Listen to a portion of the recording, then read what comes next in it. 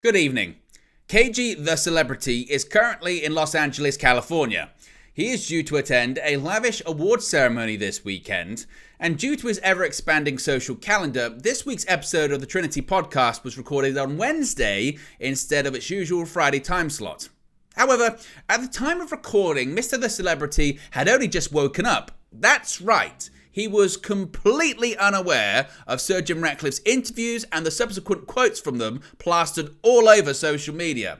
What you are about to witness is his legitimate, real-time reaction to hearing these quotes for the first time. You have been warned.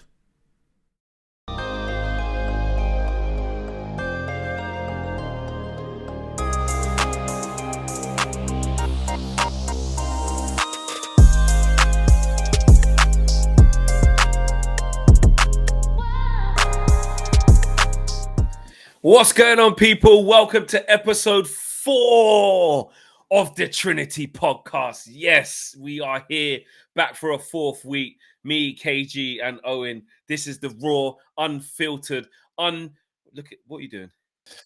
Yeah, I'm worried already. Put my phone and didn't disturb because it'll start ringing. Jesus Christ. Okay. I did it though. Well, that's good. Context.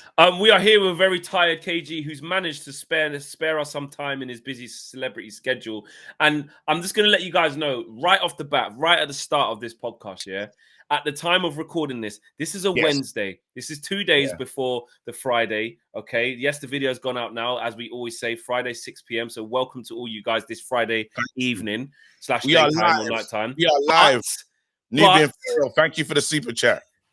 We are live. Lil Yo-Yo, again, I see you in the chat. We are live. It's so funny predicting the things that would happen at the beginning of the show as well. Yes, that does mean we are saying we're here live. Man. But this is recorded on the Wednesday. So everything you're about to hear in this podcast, I swear to you, Owen, you can back me up on this. This is KG's real life first-hand reaction to what Sir Jim Ratcliffe said on Wednesday when he came out with all of his interviews, when he came out with all of his comments and quotes. This is his real life reaction the time of recording. This is not made up. I promise you. No, because so it's late nights. You lot know I've been trying to make sure that I do everything before I fly out. Yeah. So that means late podding everything. So I've literally got up. They gave me some more time to wash my face because it looked really swollen. But yeah, there's a lot happening. Really excited to hear what's going on. You are going to be. I know you guys have obviously taken this in the last couple of days. You've seen my reaction, Owen's reaction. He was live on Wednesday when the news broke. I joined him from TalkSport. But we will still go over that because it's been a crazy time. And this makes this pod even more exciting because the fact that KG knows none of it, I know what my reaction was. So I can't wait to see what KG's reaction is to all of this. So get involved, smash a like on the video, subscribe to the channel if you're new. And remember, housekeeping rules, before we get into everything, this isn't, look how tired he is. He's trying to hold in his yawn. Look at him. I don't know what he's doing. I don't know what he's doing. I bet he's not hardwired. Are you hardwired, KG? Of course he's not. No, I mean, he's a mess. He's an absolute mess. I'm broken, bro, but don't worry, we'll go in. Before we carry on, this show is on every single podcast outlet that you may use, whether that's Google, whether that's Apple, whether that's Spotify, etc. It is on all of your major. You said Google, Apple, Spotify. What other podcast things are there? I don't know. There's loads. Like whatever your podcast platform is you listen to, you can find this Trinity podcast on there. It is on all the major platforms. So get downloading. So big up to you guys listening to this as well. You know, KG's so far, his performance so far, honestly, KG, you know what you are? You know what you are? Your rank. Rastafari. Oh my God. Yeah. You know what you need to do as well, KG? You need to sit down and ski where you're there. He's using the right terminology as well. He knows what it means. Yeah. I mean, what did that so mean? Good, dirty boy. No, you know what? Yeah, and I understand. You know what? Like, we need to talk to each other, innit? Rastafari. We should ask how each other's doing. No, again, we haven't had a quick check-in. Yeah, have you been in your WhatsApps recently? Have you Yeah, WhatsApp I have been. Oh, you have you? Yeah, Oh, yeah. well, it hasn't been talking to me or Owen. So who have you been talking to in your WhatsApp? I like chat with Jason saying, "Yo, what's going on?" Sorry, drop the pen. Sorry, That's Jason who? That's Jason who? Who's that? Yeah. Come on, Mr. Ted Lasso himself. And they just said, "You know what? Can't wait to see you and can't wait to see you." What, live on WhatsApp? Yeah. And what did you say back? Yeah, I'm looking forward. I sent a picture. I done the Ace Ventura meme. And I said, "Yeah, you know, they're going to call it one." So you responded back quite quickly, letting him know. I did actually. I did. No, what? You know what? There was some. I don't know. Wait, I don't know. You should share it. Just share it. Go on. Well, basically, they want me to wear something that I didn't want to wear. Oh, so you told Jason Sudeikis you're not doing what he's asking you to do? No, but then he's like, you know what? Why are you so cool? He's like, actually, because I was like, I don't need to be in a team photo and stuff. That's kind of Jaden Sancho in it. You don't need to be. Who do you think you are? Because I already made my plan before. I planned this before. This was a last minute late idea. And I was like, don't worry about me being in the team photo. And I was like, nah, we're not doing that. So yeah, it's all gonna work out now. I think there's a lot to be acknowledged here. First of all, he gets a response. He gets a message from WhatsApp. He replies very quickly. Second of all, he's then saying, I made plans quite ahead of time and I was sticking to these plans. I'm a stickler for being on time and a stickler for plans as well. I don't like plans changing at the last minute. Who is this guy? Yo, I've been this way. No, guys, you lot know, yeah. I've started to realize when I pod with you guys week in, week out, I started to realize I am stubborn as a person.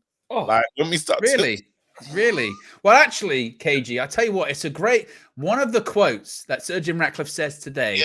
Yeah. When I read it, I literally said your name out loud. I was reading it. I went KG.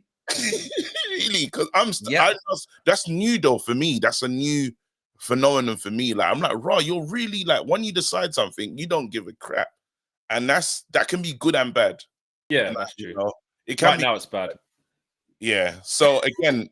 To the team, we're here to talk exciting Man United news. I can't wait because I feel like if I go on X right now, I'm gonna see. Don't do it. Yeah, right. So Owen, let's.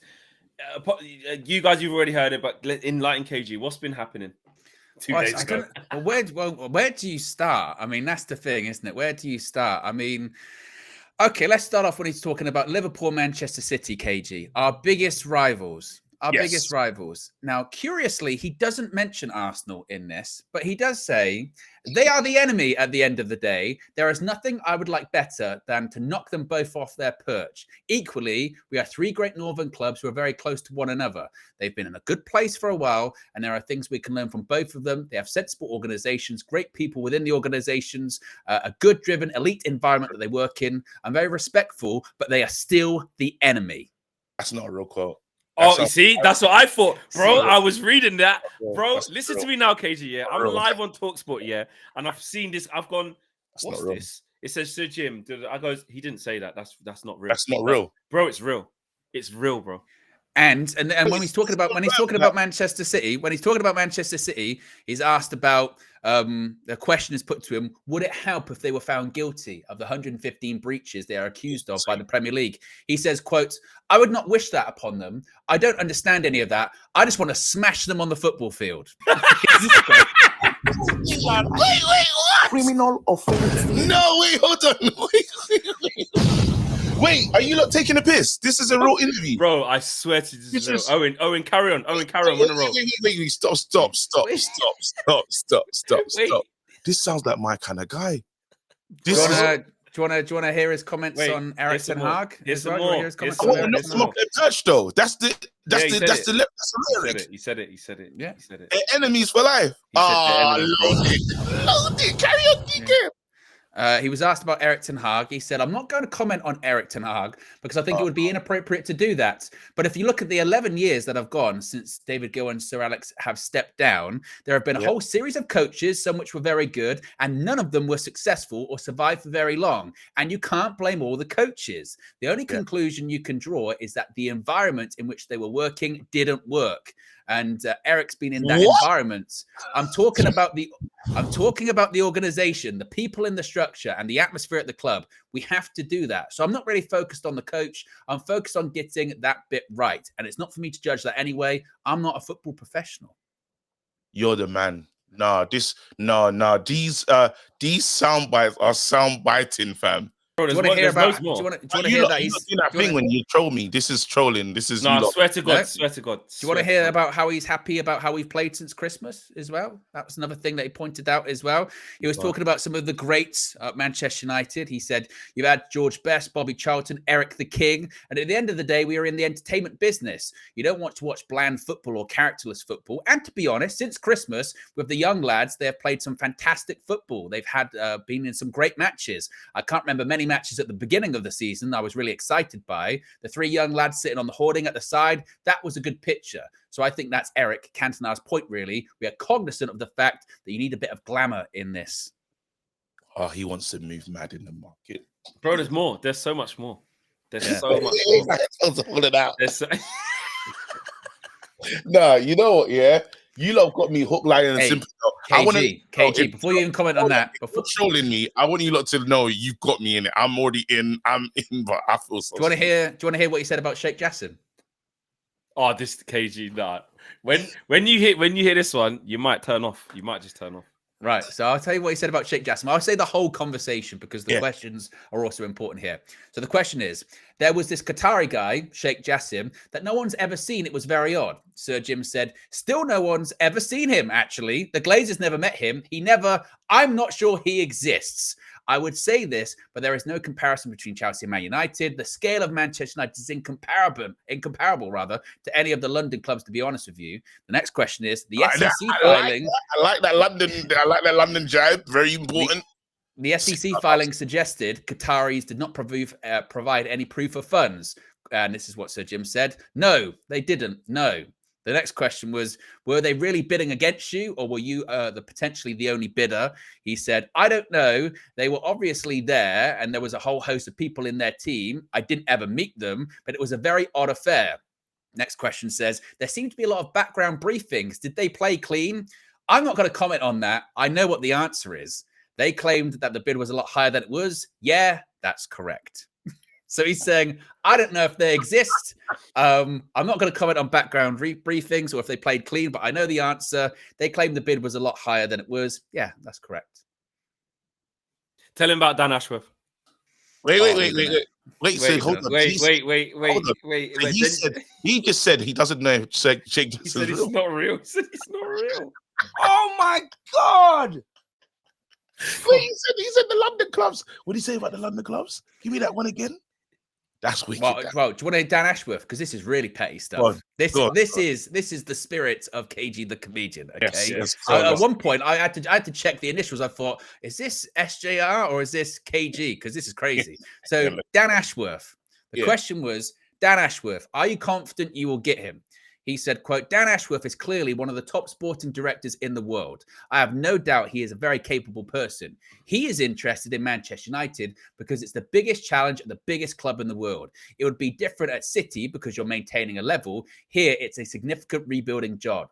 He would be a very good addition. He needs to decide if he's going to make that jump. We have had words with Newcastle, who would be disappointed. They've done really well since their new ownership. I understand why they would be disappointed, but then you can't criticize Dan because it's a transient industry. You can understand why Dan would be interested because it's the ultimate challenge. We'll have to see how it unfolds. You go, wow, that's pretty by-the-by stuff. Nice. Well, this next question really got him going.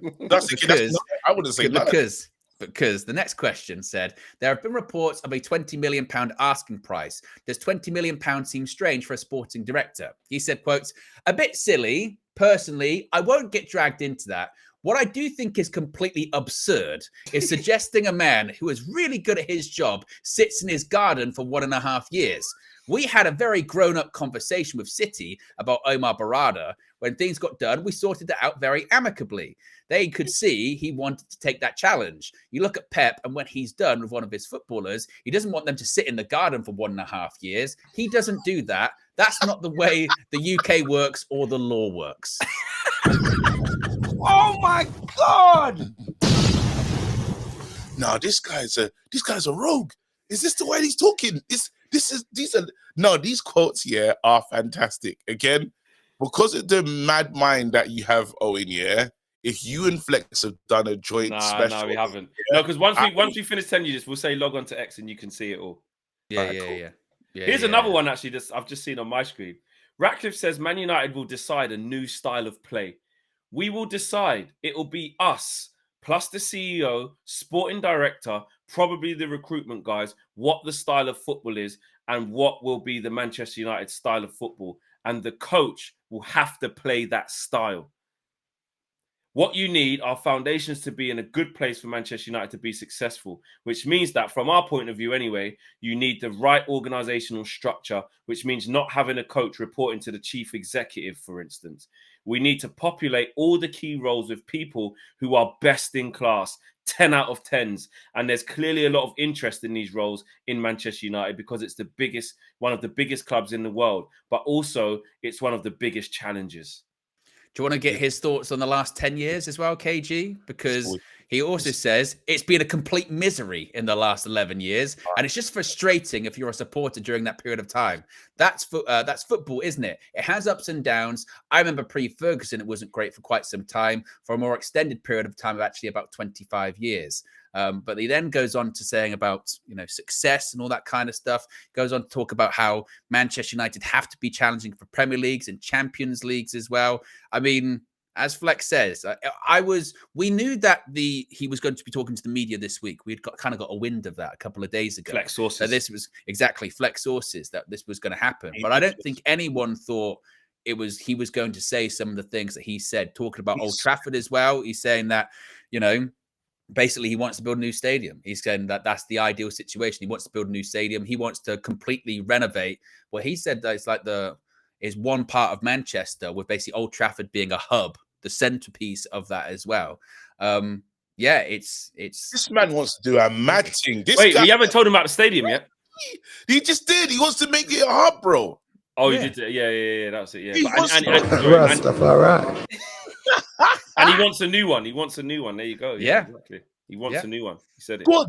This guy, honestly, yeah. When we said we apologize too soon, or we was getting a lot of crap for the last pod because it was like, sorry, Sir Jim, this is apology settings, because I've never heard. Remember, the Glazers, they've never spoken to us, and if they have, it's been really short.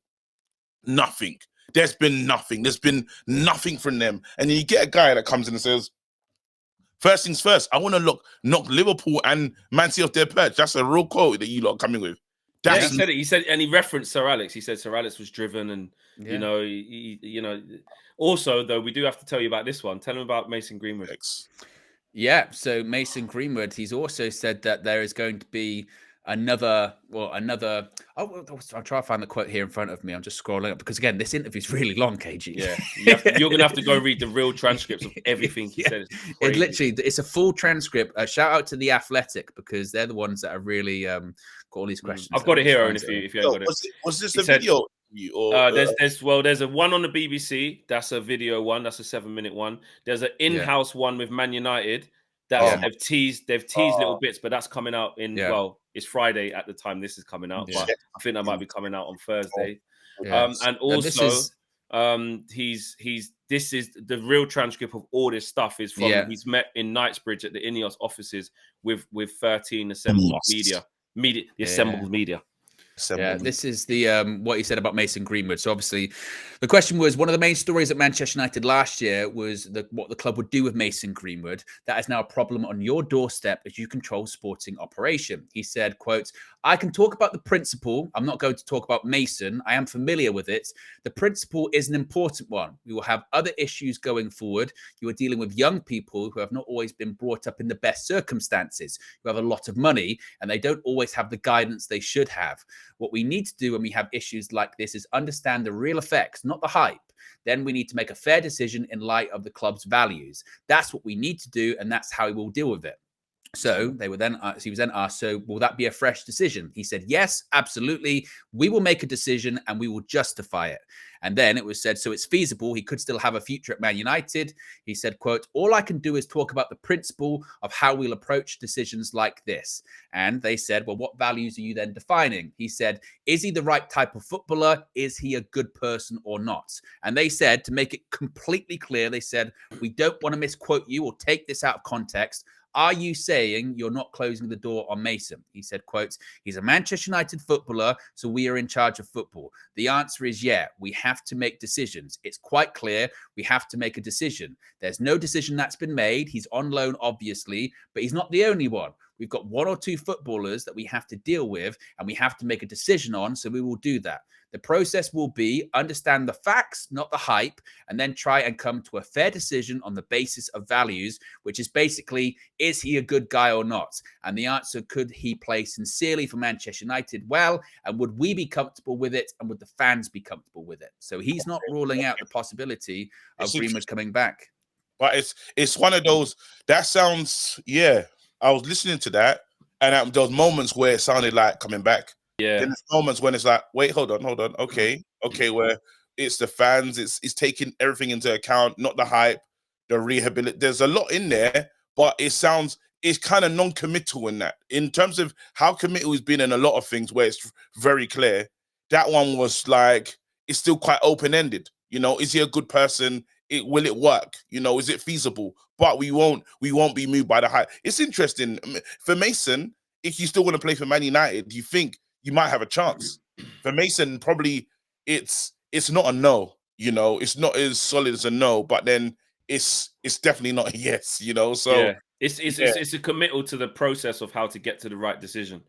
That's how instead of just, you know, saying stuff without thinking. And well, I kind of look at it maybe as a bit of a, not a shot, but you know, with what happened before, with how they miscommunicated all of that and things got leaked out and what have you, there was almost a sense of United came to an original decision that they couldn't justify, or they could. And the way he's sort of suggesting it is, any decision we do come to, we'll have clear conscience with it, and we'll tell you exactly why we've come to this decision, and it won't be wishy-washy. And I agree with KG.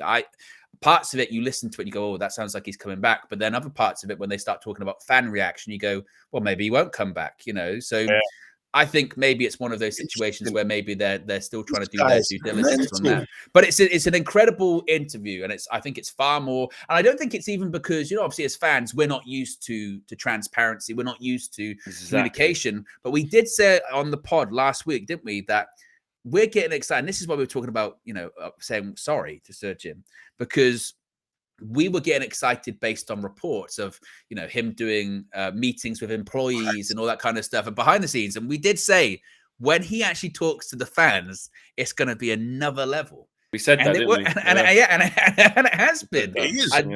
Yeah. This is AG thoughts. Well, like you've taken it all in. What are you saying? This is meant. This, and now you can go on X while you've got the thing to prove. Now I don't think you're not taking the piss, because you wouldn't. I don't know how long we've been live for. Like, 1 second. Ineos. All I can see. I can also say there was no mention of, you know, talking to Ralph Rangnick. You know, sort of the pro golfer source may have been questionable. KG. Yeah, you know what? And I like. Hold on. Jesus, he actually said these things. Laurie Whitwell as well. Laurie Whitwell. Whoa. Hey, I've seen that. You lot just said that. Luke Shaw set to miss the rest of the season with a hamstring injury. What kind of hamstring injury is that? The rest of the season? 12 weeks is out for me. It's time to go. Okay. Yeah. We'll talk about that next. We'll talk about that. Wait, I'm looking at mad. I'm aggregate us. I'm seeing yeah. You just see it. One after the other. Mad coach. He actually said these things. What do you think we've been doing for 23 minutes, KG? No, because the Glazers, the Shane Jackson things are real. Still nobody's ever seen him. Actually, the Glazers never. I'm not sure he exists.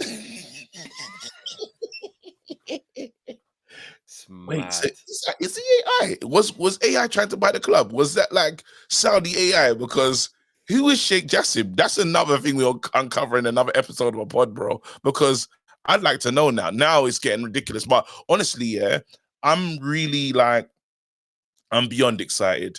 If I'm like, to be honest with you lot, when you lot started, I thought this is like a sick joke that you lot tried to throw, and it's brilliant because Woke you up a bit. I was trying to hold me back.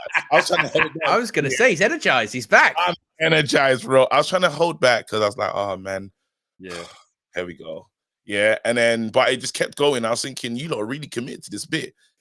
If they're lying now, they've done a good job. They're good. I tell you what, they did a lot of script writing going on there. But they made up some. But it's just the sicko in Owen, yeah. It's possible. It's possible. Past him, you can't. Oh, he's a sicko. I would sit there all day and come up with fake quotes. Like that is something I would actively do. And at the end of it, Photoshop the aggregators tweeting the thing, everything. And at the end of it, go to KG. Yeah, it's all bullshit, mate. Yeah, no, but I just on that line about Man City, Liverpool. What do you call them? A rival. What do you say? They're the enemy. They're the enemy, KG. So with that respect, and I saw you spoke about this on the Flex and KG show this week. With that respect, do you still want Liverpool City to win the league? I didn't want Liverpool to win the league ever in my life, but then I can get behind this talk. It's going to be hard to see. So have you changed your mind? Have you changed your mind? I'm getting closer every day. So that's a no. So after what the co-owner has said there, you still haven't changed your mind. I said I'm getting closer every day. It's a baby step. Bro, we got to progressively get there. I'm progressively getting to the point. You won't change your mind on it. I am trying every day. I came to the studio in the morning to say, Flex, I want this to happen. I was going to say it. Then after... because he went, so Guard of Honor, then you went, no, I can't do it. I went to Guard of Honor, so I got past that a little bit because they said it might not happen in it. But then it was after I know I'll be there that day. It's a big game, yeah? So I'll be there, and then it's just Cecil. Interviews afterwards. All of them. How selfish is that? All because you can't. So it's still about you. So this is what I mean. So it's still about you. It always has been. I am selfish. I don't understand. And as he said at the beginning of this pod, that's new information to him. He went, I can't believe I'm selfish. That's what I didn't know I was stubborn in it, but stubborn. So you knew you're selfish. These are bad traits. When you put these together, they're really bad traits. But then they make you seem like a bad person, but you're not. It makes me look really bad in the light. Yeah, some of these things, these allegations are strong allegations. But now I'm really excited. Honestly, you still haven't changed your mind. So you still haven't changed your mind. Just to confirm it, absolutely sorted. You haven't changed your mind. You still have Man City rather win the league. No, I'm working on that. So who would you rather win the league? He's under pressure.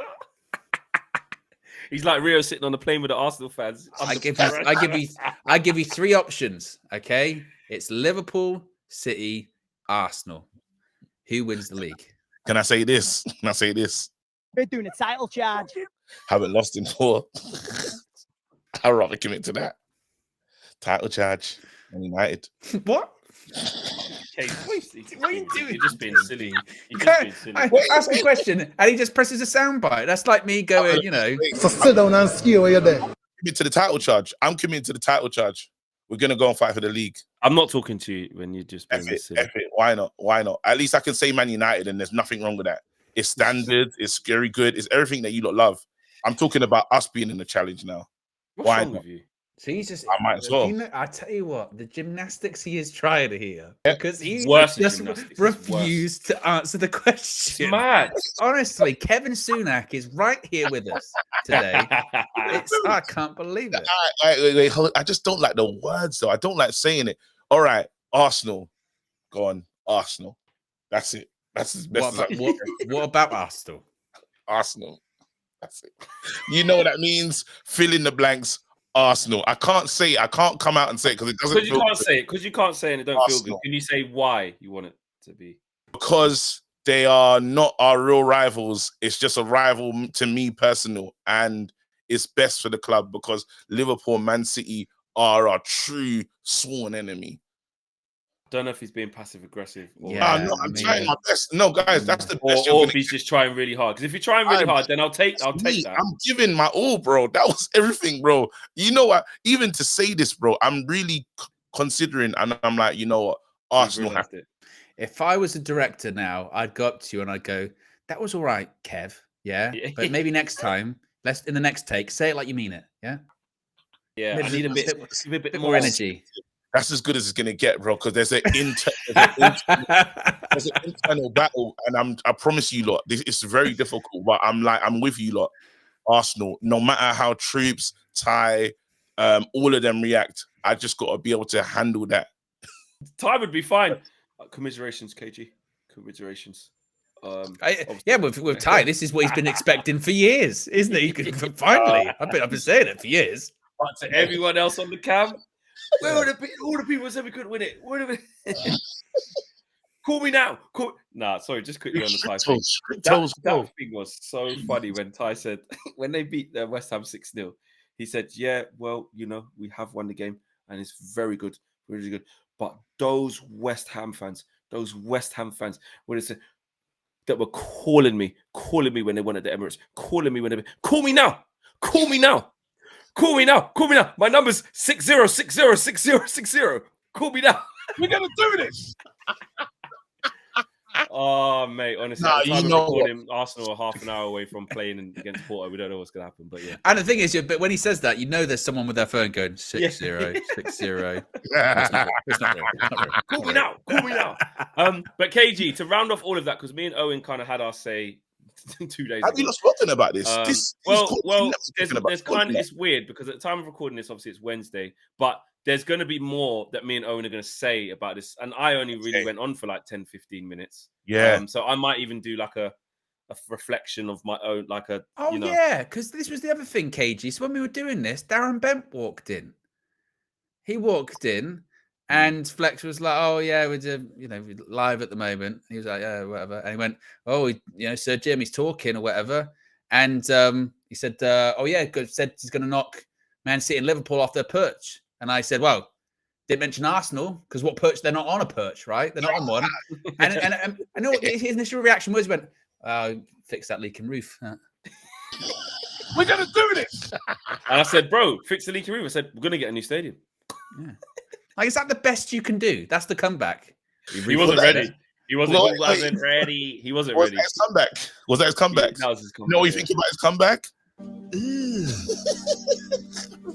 Brother,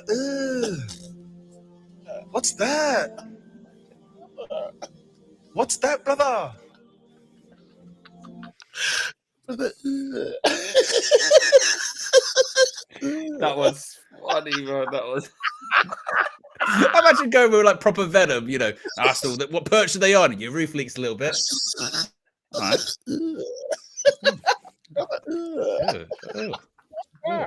No, that was wicked.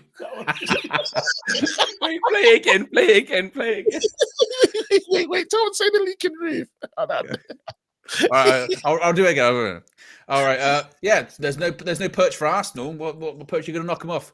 Well, your stadium leaks a little bit, so. Brother, what's that? Brother. What's that, brother? It's the last brother. And the best thing was afterwards, he sort of went, anyway, I got to go. So, yeah, I was like, oh, go have a good show with Goldstein. Just run in here.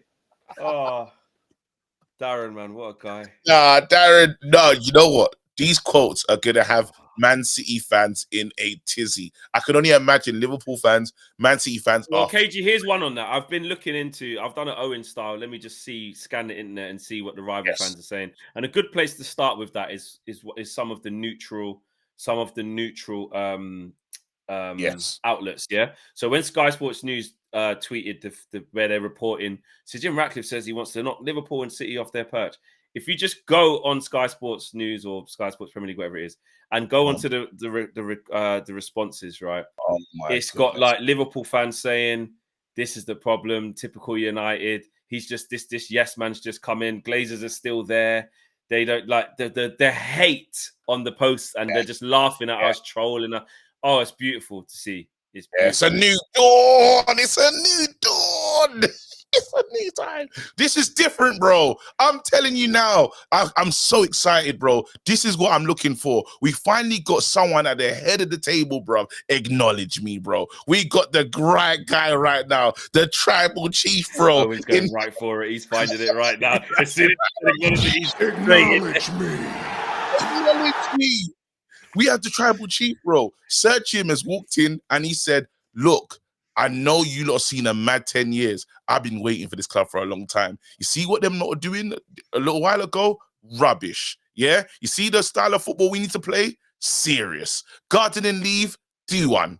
Like he's on a, this is fantastic stuff that we're seeing right now. Even like the fact, and I said something that is trickling down is now we got people that care at the club. Them football players, these quotes are scary quotes, you know. Other managers have been sacked because the grounds the environment wasn't the right environment. Well, when we talk about right environment, that's us. Like, we're talking about players like myself. If I'm a Rashford, if I'm any player in that thingy, anyone, Shaw, whoever, like the people that have been in there before, Sancho and Sanchez, whoever you want, Di Maria, we're talking about you finally. And finally, they want to address it. Finally, they're looking at, well, manager, you're on lookout. Players are on lookout. Nobody's safe. He also says, KJ, this is the interesting thing too. He says loads more than this. He admits that, like, it's not he said you can't flip a light switch, I think is the phrase he used. Like, said it's not going to happen overnight. But then he also said, like, but it's not a 5-year plan, a 10-year plan. He said, like, he said, I think the club's 150-year anniversary is 2028. If our trajectory is leading up to a good place in that sort of time frame, then we'll be very happy with that. So he sort of said, well, actually, no, like 4 years, 3 years. Like, and he also said, it's not a 10-year thing because the fans will get restless. He said exactly. He said the fans will run out of patience if it was a 10-year plan. He said, you know, and he also even said, there's sort of two things. He said there's one which is sort of the longer term, again, putting this structure into place and getting the stadium done, all that kind of stuff. But then he also said, but this season we want to qualify for Champions League or help us out for FFP this season. So this season isn't being written off by any stretch of the imagination as well. There's another bit as well I wanted to find when it came to talking about revenue as well and how to make money. How do Manchester United make more money? And this is what you want to hear, KG. He said, we're really, really clear about that. It's football led. So if we're successful on the pitch, then everything else will follow.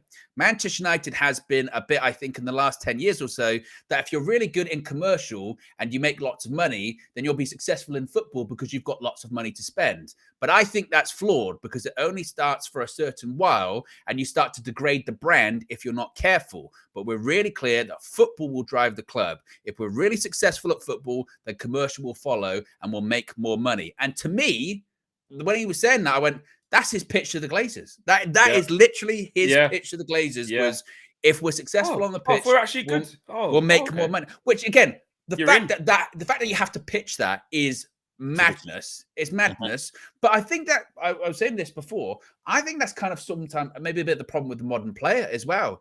The brand comes first, you know, the follower count comes first. Whereas you look at like Ronaldo or Messi, some of the most followed athletes in the world, why do they have that brand? Why do they have that profile? Because they're the best.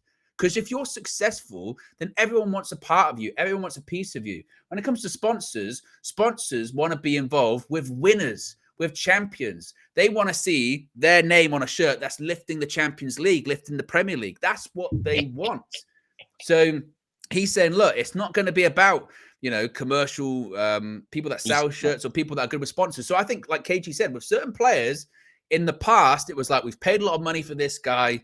It hasn't worked out, but look, we've got to make it viable commercially. And he sells a lot of shirts and he's got this big profile. And Ineos are saying, no, if it's not working out, he's gone. KG, I just sent you a DM on X. Yeah. If you just see, just to contextualize it with your visual eyes that you can see what's happening. Look at you. I'm too excited, bro. I'm honestly too excited. I'm too excited. Look at him just next to my manager. This is gonna be, bro. I'm telling you now, this thing here, is gonna be brilliant. It will be like, we just got someone that, remember, this club is a big club already. And all we needed was someone that actually cared about it. Cares, We yeah. do. We need, like, the club can actually, if done properly, but the club can almost look after itself in terms of raising revenue to be competitive. That's the one thing that, you know, Man United somehow of 10 years, imagine we've had 10 years of someone driving the car with a blindfold pretty much. Yeah. And somehow we're getting to some level of destination.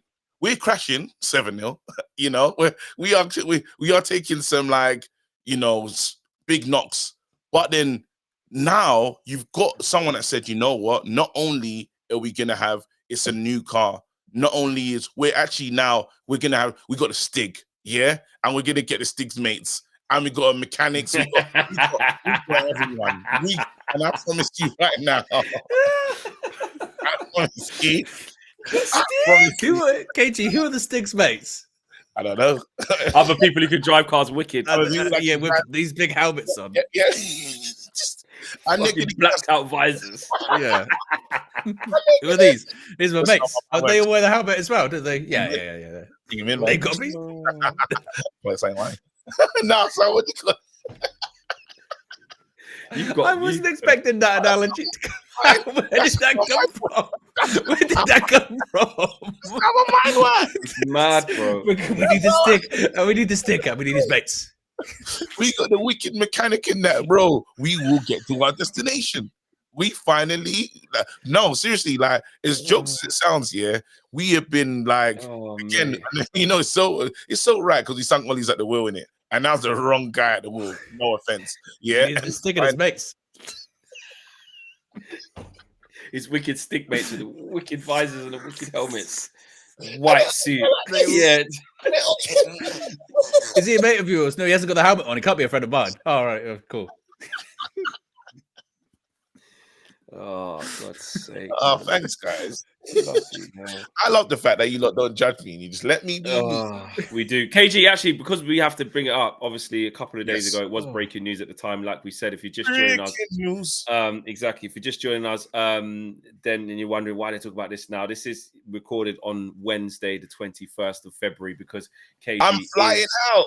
KG's going to LA. He's going to Hollywood. I've been nominated. Yeah. It's just brilliant. He's been nominated, but he has managed to bless us with his time. Shut up. Basically, that's very, very, very aggressive. Of basically recording this pod on a Wednesday. So a lot of what you're hearing is KG hearing this for the first time. So it's not that we just obviously anything new. So the reports obviously are out now. Luke Shaw is out for 12 weeks. That's the season pretty much. That's the sad part of the he's pod. done. Yeah. A lot of people obviously. You know, time to go. Can't rely on him, especially when it's in terms with what's the gym saying and how we're going to move. It's like we've got to move. We've got to change this now, haven't we? We again. His last moment for me was not like his last moment in a Man United shirt, but it's just the casual. It's a shame that's ended so casually. And in true Shaw fashion. He's got this thing about casual Luke Shaw, by the way. Yeah. And when he plays, he goes too casual. He's just a casual guy. He plays like we're 6-0 up. He plays like the Sir Jim Revolution is plays the same way. Like the same way. It's just injury prone. No, but you have to understand, Onana, even that game, yeah, when we had so much venom and vitriol for like Onana and whoever, like he literally sees the player behind him. I'm the last guy. It's the striker. And he goes, And then like, but wait, why would you turn off in that moment? It's a heated moment. And then you turn off, and then guess what? Now we're on the backwards. Now we're really trying to fight. And it was literally a long game of fighting. And then he walks off into just the typical Shaw walks off, like Martial, same like Martial, walks off. There's no stretcher, there's no nothing. And it's like end of the season. I never thought I'd never see this guy again this season. After that, he walked off the pitch, guys. You even see him looking back like, he just went straight out. Yeah, he just left. Yeah. No stretcher inside. No, I'm not saying I want to see a stretcher run on, but I'm like, this is so silly. Like, it's beyond, and this has been Shaw's life at Man United. Unfortunately, the leg break was horrible in that time. Like, There's been some things that, like Martinez, some things that are not kind of been on him, right? Some unfortunate ones. But then there's been your body just can't get with it. Then it's like, then we asked you, your senior player, and he's one of the good pros. I can't lie to you, like, but when you look at his whole time at Man United, you can't say it's been a full success. You can't. No, it hasn't. It hasn't. How would you not rank Owen? How would you rank Shaw's time out of 10 at Man United here? I mean, you look at his like best moments, his best seasons. It's when a competition gets brought in, like, which is kind of nuts, isn't it? Tellez comes in, Roberto Carlos during pandemic. Malacia comes in last season. Shaw has one of his best seasons as well. I've been saying for the last few weeks, even before this reoccurrence of the injury, that I think there needs to be a bigger conversation with him. And I think in terms of recruitment in the summer, I think a left back has to be a position that they recruit for. And the reason because that is, and that's why I sometimes look at the manager and Erik ten Hag and I go, it's almost the same as the Martial criticism last season when you preach that you want a consistent team. I want a consistent team for us to play the best football. I need to be able to pick near enough the same team every single week. If you then choose to make Luke Shaw or last season Anthony Martial a fundamental part of your best 11, then eventually go, well, that's on you because you know he's not going to be available for the entirety of the season, or at least a large majority of it. Because I think all of us would say our best back four has Luke Shaw at left back, right? Absolutely. But that's a problem, isn't it? Because you can't play then that best back four that often. Same with Rafael Varane. So no one's doubting the quality, because whenever you bring this up, people go, what, so you're saying they're rubbish? No, because when they're available, they do well. When Luke Shaw's fit and available, he does well. But the problem is, not always available. And it's like the Reece James conundrum. It's like the Reece James conundrum, really, because it's like Chelsea have a quality player, can't play. Yeah. Can't play. And his one's quite bad because at a young age, he just can't shake off these hamstrings with him. Yeah, like really serious hamstring injuries, which is terrible for someone as good as him.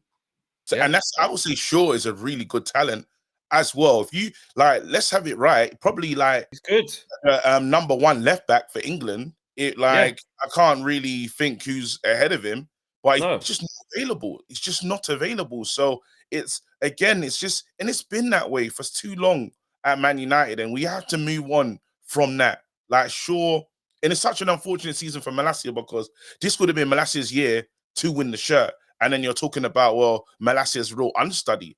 Now you're talking about who's the main guy.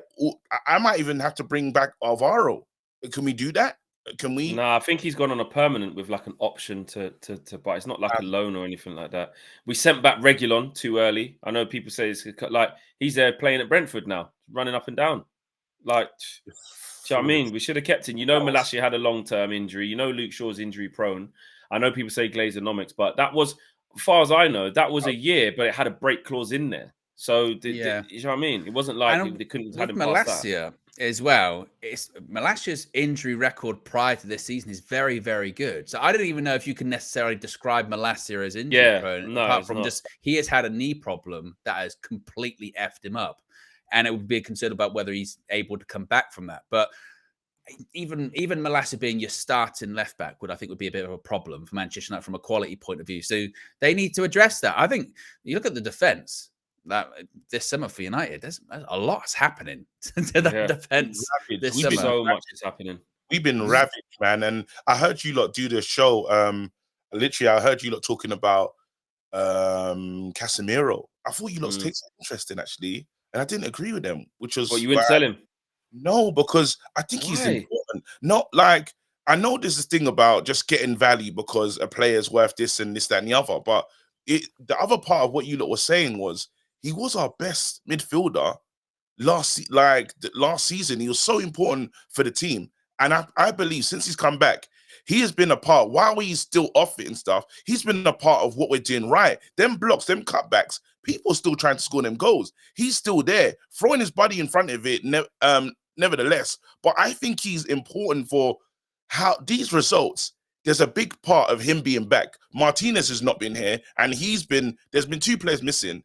And one of them's gone, but he's back. And I can see his impact on the team. Even if it's a concentration thing, even if it's like Man United would have been weak in other games. At least, you know, even if he's flying in, It's everything. It's hard impact. Yeah, but that's a big problem though. He's just flying in and people are running past him. He's not that good on the ball. And the value, when you think about how Sir Jim and them man want to move, they've just stated it, bro. Like we need to be. If someone comes in and offers something decent for Casemiro, they can't turn it down. And that was the report. That was the report, KG, as well. The report said that last summer United got offered near to what they paid for Casemiro, and the expectation is that offer will come back in again. And I'm saying that Casemiro, who's what, 32? Is he 32? 32, I think. Maybe older than that, because I don't even think he's that old. I think he's 30, which is crazy. 31. He's 32 and he's 32 on the day that this drops, Friday, the 23rd of February. There you go. So he's 32 this week. For a 32-year-old to get close to what we paid for him, which is what, like nearly like 70 million euros, something like that. Mental. This summer, you take it, and he's on a big wage. You this take that. And I think also as well, KJ, I agree with you in the sense of we play better when Casemiro's come back, because as we mentioned, you get your best players back, you'll play better. But I do also agree with what Flex is saying. Like, I looked at that game at Luton. He should have been sent off. He was very, very lucky not to get sent off. And I hate it when the United fans will go like, but the first one wasn't a yellow card. It doesn't matter. He was on a yellow card and he should have been sent off. I think he's balanced himself out, though. Then, but you notice, KG, after that, you notice after this, and this was the biggest problem I thought afterwards. He's on the yellow.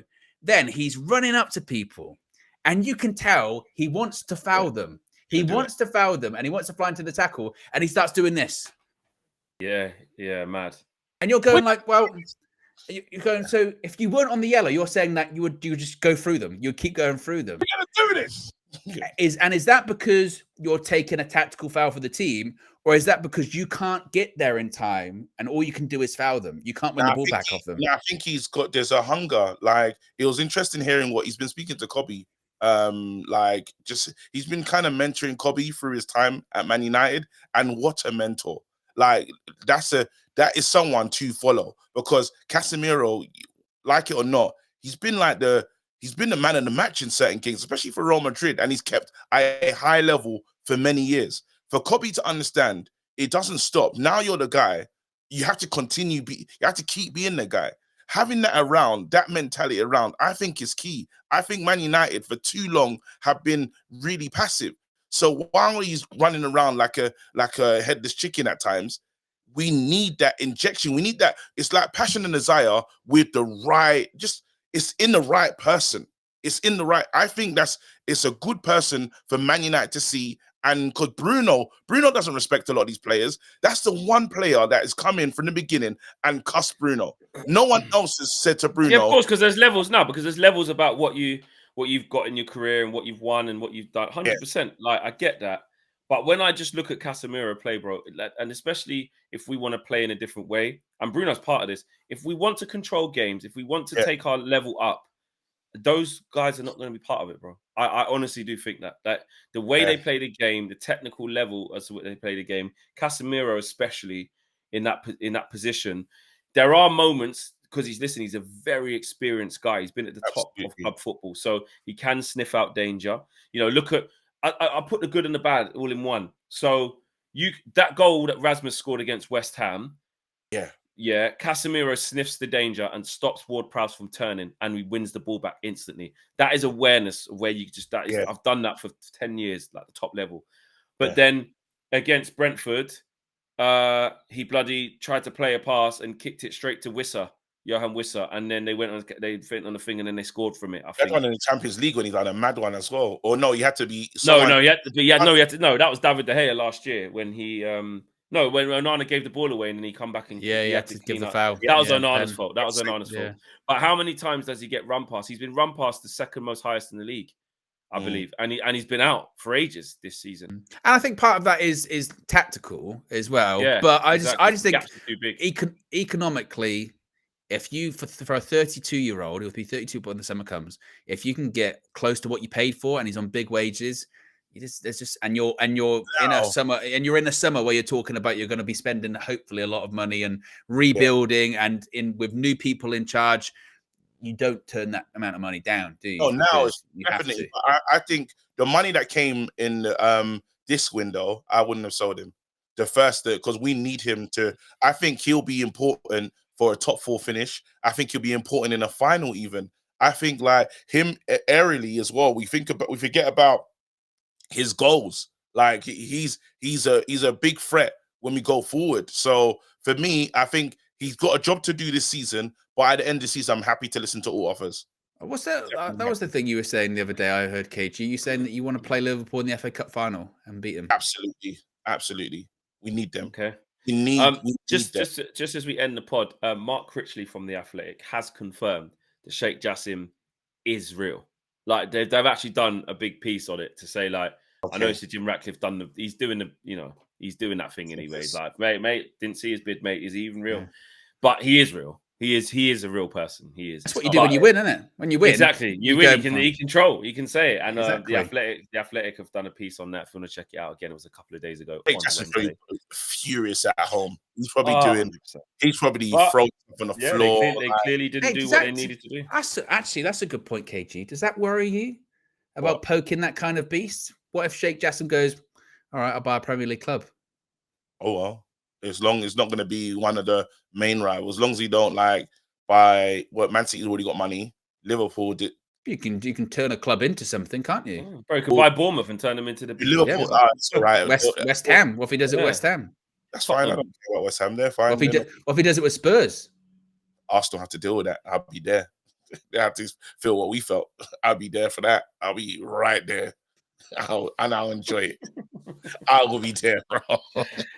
Oh, mate. There you go, guys. Episode 4 of the Trinity. Of the Trinity podcast. What a show. Like I said, if you're a little bit confused and you're tuning in thinking, what's good? This was Wednesday. Like I said, we are recording this on Wednesday, the 21st of February, because KG is off to LA. KG, just to sign off. Yes. You are off to LA. Yes. We're very pleased for you. We're very happy for you. You are living out the dreams. Yeah. Congratulations. We always laugh and cuss you, which we will always do. I know. When it comes down to it, we don't believe you're a celebrity, but we believe that you're a guy living his dreams. I actually was on the phone to my dad this week. Happy birthday, Dad. He was his birthday this week. Happy birthday, Owen's dad. Yeah, exactly. And he, on his birthday phone call, he said, I've been watching the TV. I've been waiting. I've been watching Death in Paradise. He keeps saying he's in. I think F7. Because that's what he asked me. That's what he asked me. He said, I've been watching. I'm gonna show up. Wicked episode. Oh man, can't let he's gonna cuss you. He's gonna cuss you. No, it's good. I did a good job. Well, guys, there you go. Episode 4 here on YouTube and across all of your podcast platforms.